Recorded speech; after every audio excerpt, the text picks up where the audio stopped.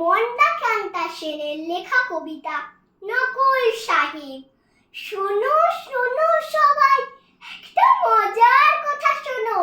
ব্যাপারখানা রহস্যময়, সন্দেহ নেই কোনো।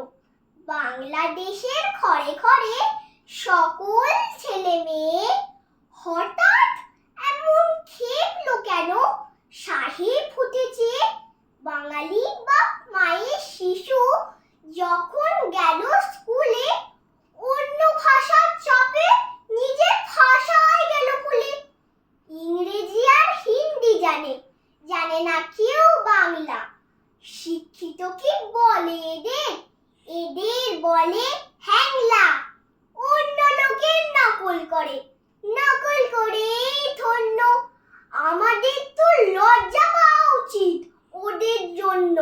এই ভাষাতেই রবি ঠাকুর লেখেন গীতাঞ্জলি। নোবেল পাওয়া সেই ভাষাতে আমরা কথা বলি।